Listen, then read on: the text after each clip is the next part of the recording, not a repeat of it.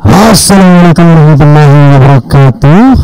Sobat RH sekalian, jumpa lagi kita di channel yang keren ini, keren cadas. Ya, sobat RH sekalian, saya masih di lokasi press conference, tapi untung kita bawa alat dan saya ada janji dengan teman baik saya satu ini, pengamat politik dan militer, Selamat Ginting. Bro, selamat. Ya, halo. Nah, Sibuk kali ya, Bung Refli. tadi kita mengadakan press conference di sini dengan Dr. Tifa, dengan Roy Suryo, dengan yang lainnya, dan saya lupa janji dengan Anda. Untung waktu mau berkemas-kemas Anda telepon. Jadi kita eksekusi di sini. Don't worry, kualitasnya sama aja, malah lebih baik. Ya. Karena background kita agak berbeda sedikit ya.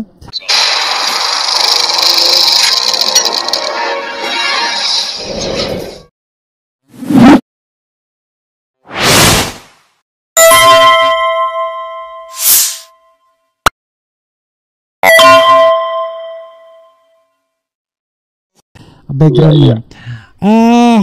Bro, saya mau bertanya mengenai Tom Lembong dan Hasto. Kita tahu Tom Lembong dan Hasto mendapatkan abolisi untuk Tom Lembong dan amnesti untuk Hasto. Pertanyaan saya adalah, apa komentar umum Anda dulu sebelum saya mau going into detail nantinya? Silakan.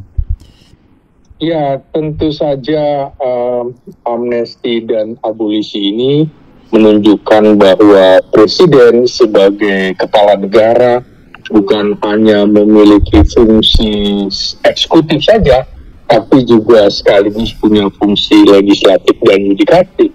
Legislatif bersama DPR membuat undang-undang, bersama DPR juga meminta pertimbangan DPR untuk abolisi dan amnesti, dan tentu saja ini peristiwa di mana fungsi presiden sebagai yudikatif dimainkan betul-betul, karena ini kewenangan politik hukum, karena di situ baik amnesti, abolisi, rehabilitasi dan gerasi itu terkait dengan bidang hukum. Jadi betul-betul presiden itu kekuasaannya tidak tak terbatasan, kira-kira seperti itu. Lalu tentu saja ini sebuah peristiwa politik dan umumnya dilakukan oleh presiden-presiden kita terdahulu pernah melakukannya. Presiden Soekarno amnesti terhadap para yang disebut dalam tanda petik pemberontak, dari mulai PRRI Porpesta, kemudian DITII, itu juga diberikan maaf, termasuk kasus Bahar Muzaffar. Nah, ini Presiden Soeharto juga mengeluarkan hal itu, terutama kepada tokoh-tokoh yang juga terkait dengan politik. Waktu itu adalah tokoh-tokoh Franklin Timur itu diberikan amnesti oleh Presiden Prabowo Subianto. Begitu juga Presiden Habibie memberikan amnesti kepada tokoh-tokoh yang dulu dianggap berseberangan dengan pemerintahan rejim Orde Baru Soeharto. Lalu Gus Dur juga memberikan amnesti termasuk kepada Ketua Umum PRD Budiman Sujatmiko, gitu ya. Lalu kalau Megawati belum sempat, rencananya akan memberikan abolisi waktu itu kepada mantan Presiden Soeharto, tapi tidak terwujud karena Presiden Soeharto sakit, kan? Mantan Presiden Soeharto sakit sehingga tidak bisa dilanjutkan proses hukumnya. Begitu juga SBY akan melakukan abolisi terhadap mantan Presiden Soeharto dalam kasus yang sama, 7 yayasan itu yang diduga dilakukan oleh Pak Harto itu batal juga karena Pak Harto sakit. Lalu SBY juga memberikan amnesti buat tokoh-tokoh GAM yang ada di luar negeri, ya. Kemudian lalu Jokowi juga pernah memberikan amnesti kepada tokoh GAM Din Minimi yang dibawa mantan kepala BIN, Jenderal Sutioso. Din Minimi diberikan amnesti. Jokowi itu aja amnestinya. Jadi hampir semua presiden memberikan hak, menggunakan haknya memberikan amnesti. Tapi kalau abolisi ini memang jarang sekali dalam kasus seperti Tom Lembong ini. Tentu saja berbeda dengan teman-teman yang berlatar belakang hukum. Tentu saya akan mengamatinya dari sisi politik karena ilmuwan saya political science gitu. Jadi menurut saya abolisi dan amnesti ini tidak bisa dilepaskan dari setidaknya 4 atau 5 poin. Pertama, sudah pasti ini adalah konsolidasi kekuasaan yang dilakukan Presiden Prabowo Subianto. Jadi pemberian abolisi dan amnesti ini digunakan sebagai alat untuk konsolidasi kekuasaan dan memperkuat posisi politiknya. Jadi ini justru merangkul pihak-pihak yang dalam tanda petik melakukan oposisi terhadap dirinya, itu dirangkul dalam pengertian kan PDIP tidak bergabung di dalam kekuasaan pemerintahan Prabowo Subianto. Kemudian juga kebetulan Tom Lembong itu bagian dari timnya Anies Baswedan pada Pilpres 2024 lalu, yang juga merupakan lawan politik dalam kontestasi. Begitu juga Hasto adalah bagian dari PDIP yang mendukung Ganjar Pranowo dan Mahfud MD. Jadi itu betul-betul konsolidasi kekuasaan terhadap pihak yang dulu berseberangan pada kontestasi Pilpres 2024. Nah, yang kedua tentu saja ini merupakan strategi politik. Strategi politik untuk memenangkan dukungan dari kelompok tertentu atau sekaligus juga untuk memperluas basis dukungan. Jadi yang semula kubu yang mendukung Anies itu berseberangan di sini, kemudian dengan strategi politik membuat keputusan amnesti dan abolisi, itu justru akan mendapatkan simpati dan dukungan semakin luas dari kelompok yang pro Anies dan juga pro Anies Caimin dan juga pro Ganjar Mahfud MD. Ketiga tentu saja ini kebijakan ini adalah kebijakan rekonsiliasi. Kalau rekonsiliasi tentu saja ini menjadi bagian dari upaya memulihkan hubungan antara pemerintah dan kelompok tertentu. Jadi supaya tidak ada dendam-dendam begitu ya. Dan yang keempat tentu saja ini sebuah pemberian maaf kepada individu atau pihak-pihak yang melakukan kesalahan atau pelanggaran. Nah ini menurut saya juga sekaligus sebenarnya dalam tanda petik supaya memaafkan gitu loh, bahwa saya selama pemerintah sejak Oktober 2024 hingga sekarang setelah 10 bulan itu belum bisa melakukan apa-apa karena ini prosesnya memang sejak di era ujung pemerintahan Jokowi. Jadi sekaligus saling memaafkan, kira-kira Prabowo membiarkan kasus ini memang tidak bisa dilepaskan dari nuansa politik. Mengapa nuansa politik?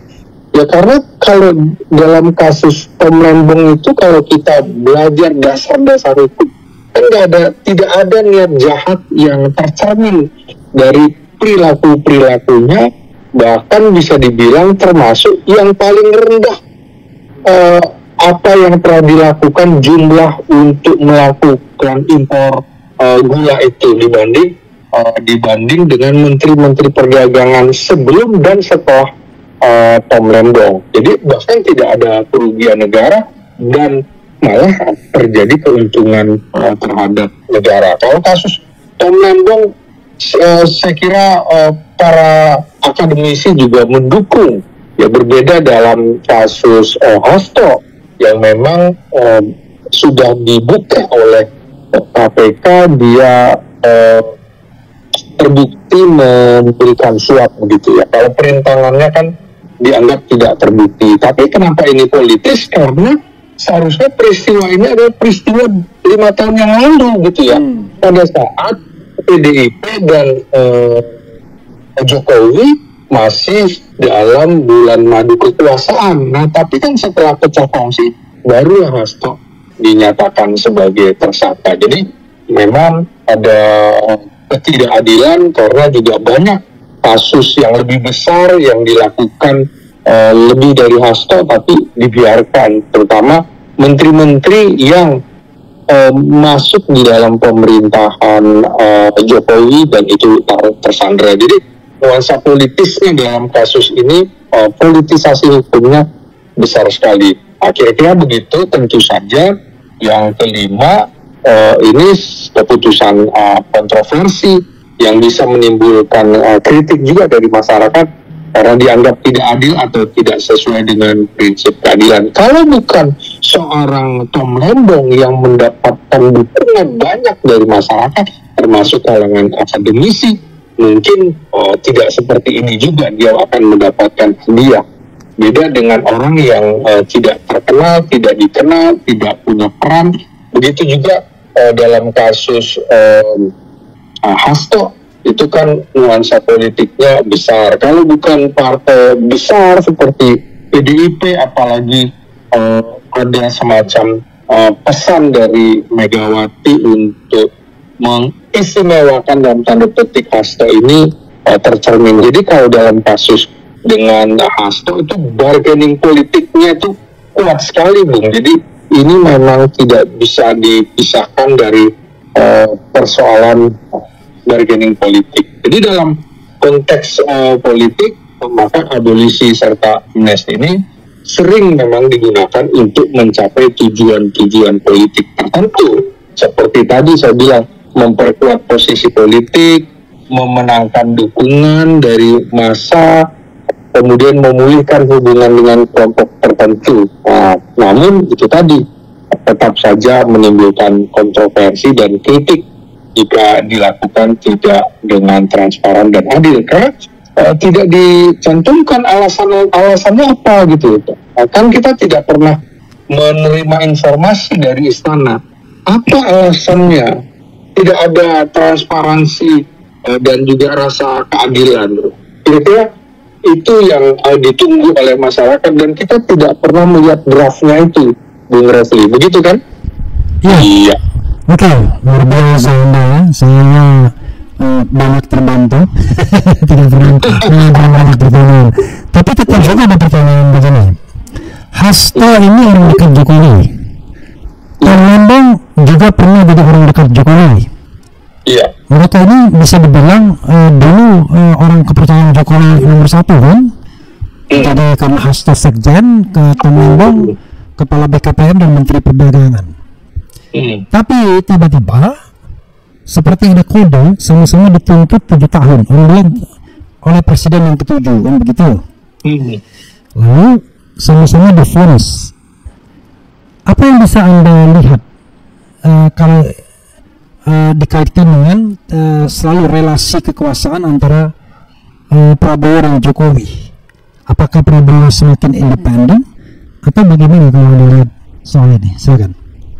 Nah, bagi saya ini banyak manfaat yang didapat secara politik oleh Presiden Prabowo dengan memberikan abolisi kepada Tom Lembong dan amnesti kepada Hasto Kristianto dalam konstelasi politik ini. Tentu saja dia sedang membangun stabilitas pemerintahan dengan memberikan amnesti kepada Hasto. Itu kan jelas Prabowo dapat merangkul faksi-faksi lawan politiknya untuk membangun stabilitas pertahanan. Bukan faksi politik, apalagi PDIP itu berhadap-hadapan dengan PSI di mana Jokowi berada di situ.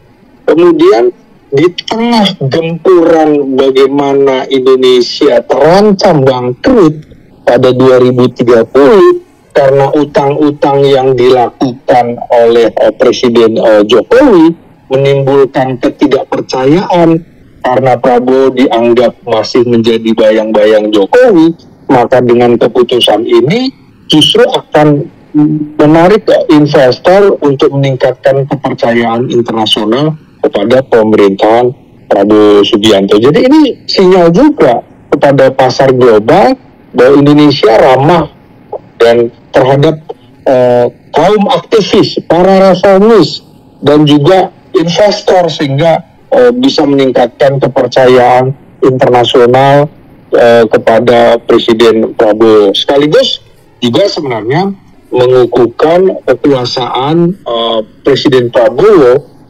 dengan konsolidasi kekuasaan dan memperkuat posisi politik Prabowo ini. Justru orang akhirnya melihat, oh iya ya, ternyata Prabowo pelan-pelan bisa lepas dari bayang-bayang kekuasaan atau dugaan kejahatan yang pernah dilakukan Presiden Jokowi.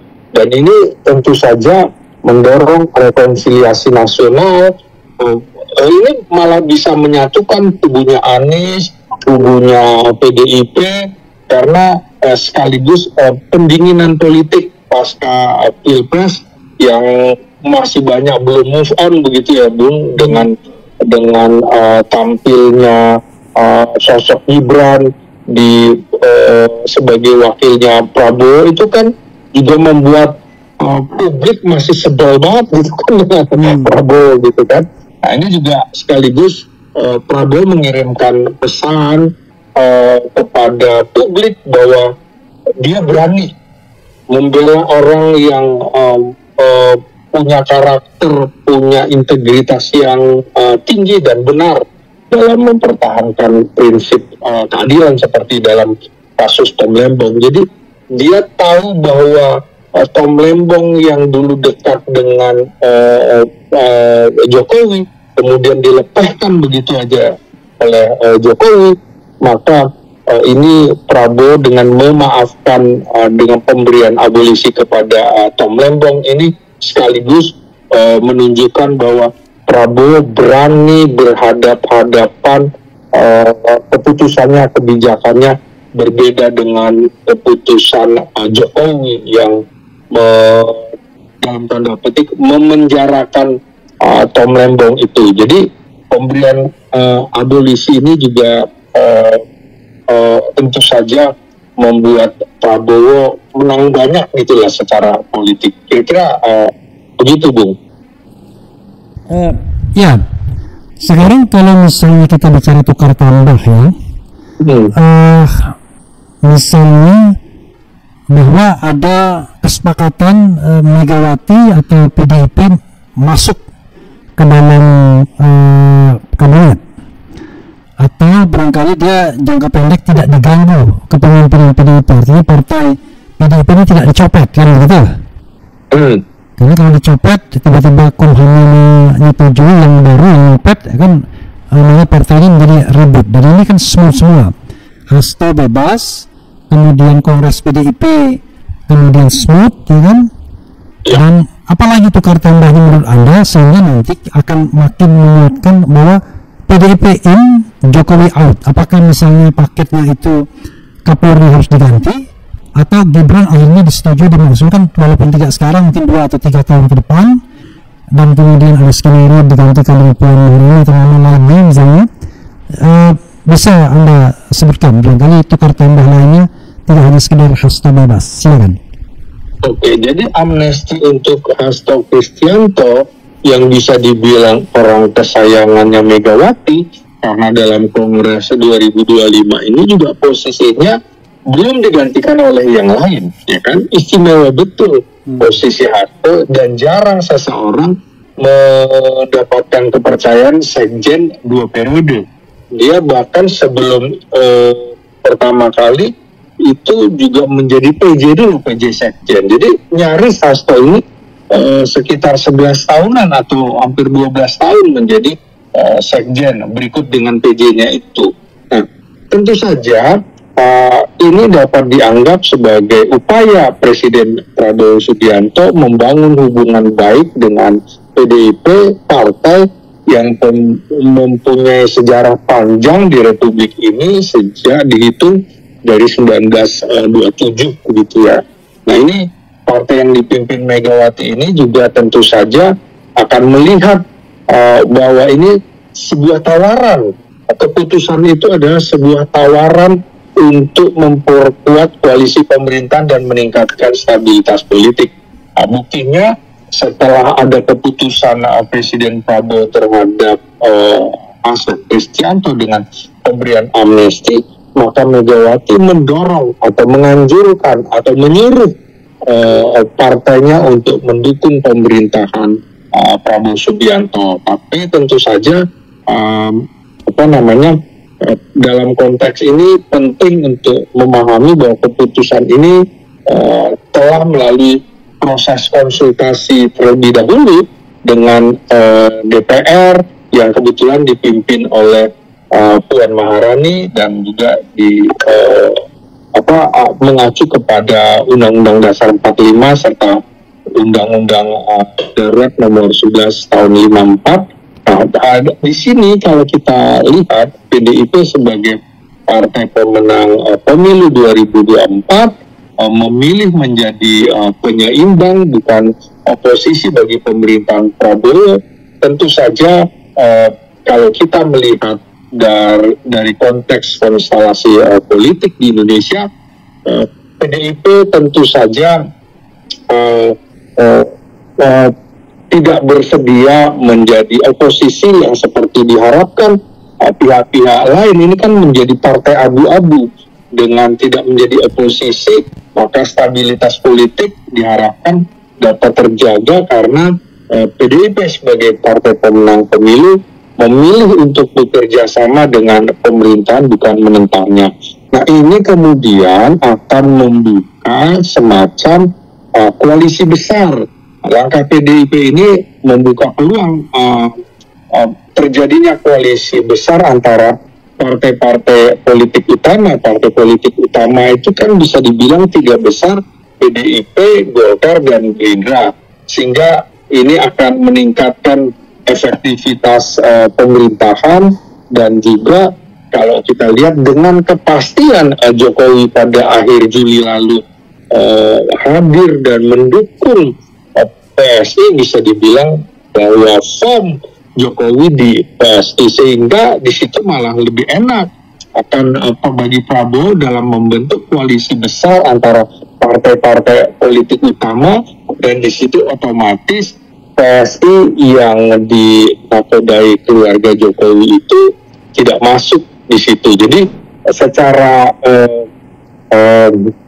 implisit mengatakan Prabowo ingin mengatakan lo partai yang tidak masuk di parlemen, minggir lo bukan bagian dari koalisi besar partai-partai politik utama, menengah atau kecil, lo itu partai buram, kira-kira lo harus tahu diri, nggak layak juga bagi gue kira-kira duduk berhadap-hadapan berbicara tentang kehidupan partai politik ke depan.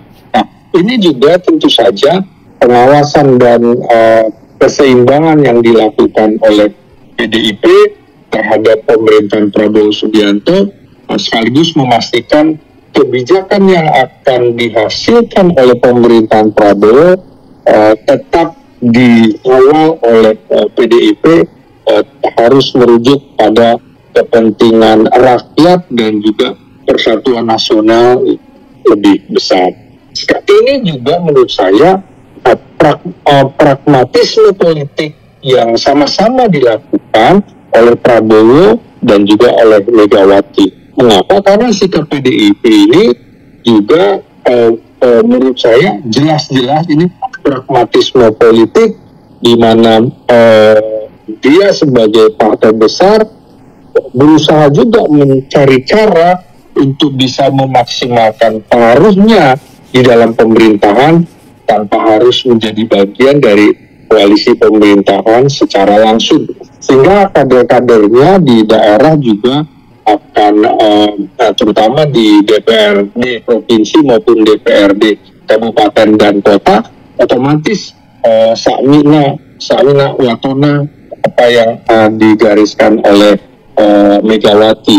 Nah, tentu saja ini juga akan ada dinamika koalisi dan hubungan antar partai tetap dapat berubah tergantung pada kebijakan dan kepentingan masing-masing partai setelah PDIP itu selesai berkongres. Jadi kita akan menunggu nih apakah kemudian nantinya PDIP betul-betul akan mendukung keputusan pemerintahan Prabowo Subianto, termasuk ini kan sudah ada kepastian Hasto sudah nasibnya sudah jelas gitu.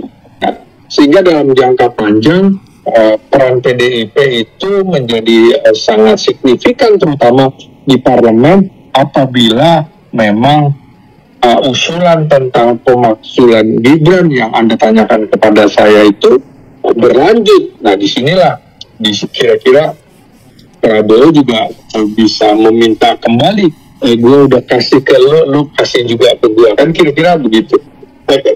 Oke. Endgame dalam politiknya harus juga muncul supaya pemerintahan ini stabil dan efektif begitu, Bu.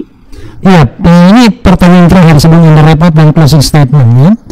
Bagaimana dengan Anies dan pendukungnya? Tadi kan analisis Anda mengarah kepada kemungkinan PDIP masuk dalam koalisi. Bagaimana Anies? Apakah ada sebuah urgensi untuk merangkul Anies dan para pendukungnya dalam pemerintahan Prabowo juga?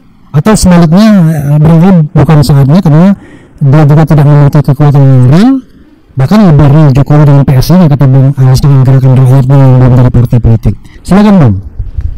Iya, tentu saja keputusan Presiden Prabowo ini berdampak luar biasa, menunjukkan keberanian, dan kubu Anies yang sebelumnya juga marah kepada Presiden Prabowo, tapi dengan pembelaan Prabowo yang terang-terangan memberikan abolisi, kan juga otomatis menganggap tidak ada yang salah dari Tom Lembong, dan ini memiliki bahwa kelompok ini juga termasuk kelompok pendukung Anies Baswedan sudah memberikan kontribusi positif terhadap negara luar biasa. Jadi citranya akan semakin baik, terutama di kalangan pendukung Anies Baswedan, dan jangan heran juga kalau nantinya pendukung Anies Baswedan yang sebagai simbol kekuatan politik alternatif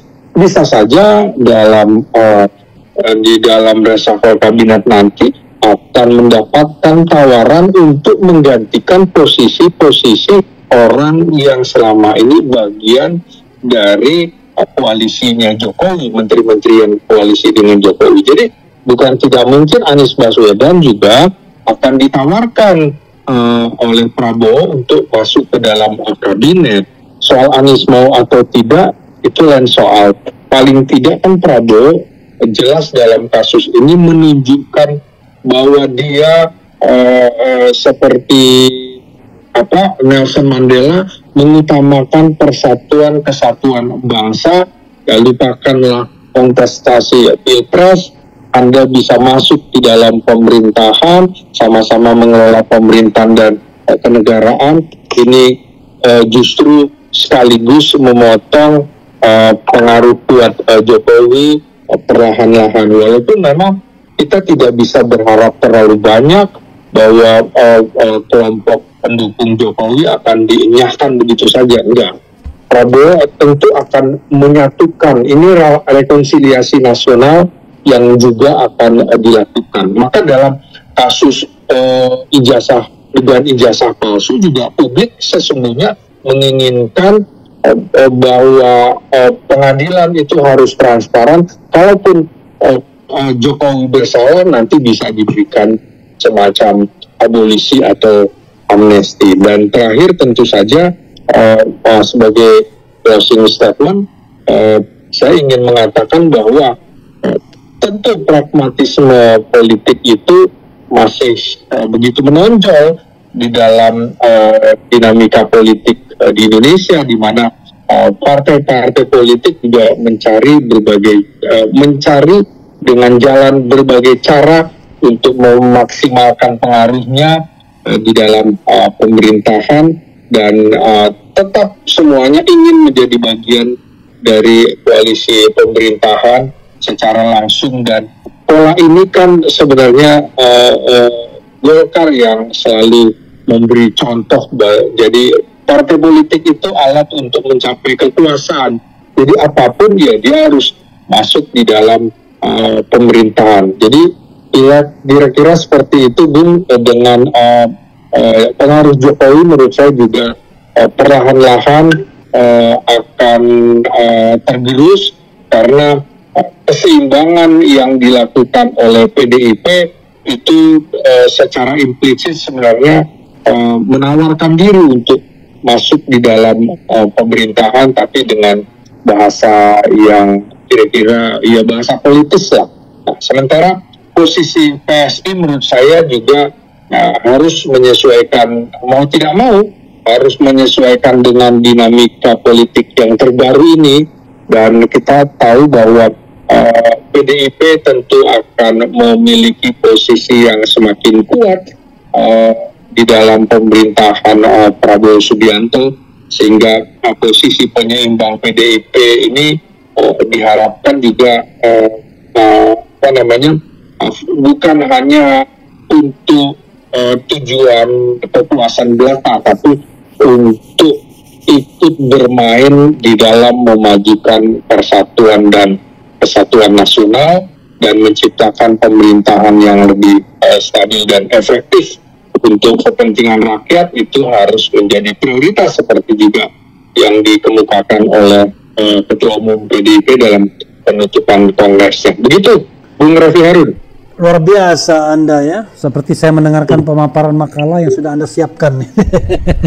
Ini SKS 3 SKS ya. Oke, tapi saya ingin hal-hal yang barangkali Anda jawab dengan 1-2 kalimat saja, biar ibarat pertanyaan tinjunya itu ada pukulan-pukulan telak yang bisa Anda sebutkan. Kalau misalnya pertanyaannya trivia saja, ya tidak, atau untung atau tidak, menurut Anda siapa yang paling diuntungkan dengan pemberian abolisi ini dari politik ini? Kubu Prabowo, kubu Anies Baswedan, atau bagaimana? Kubunya Presiden Prabowo Subianto. Itu yang paling diuntungkan.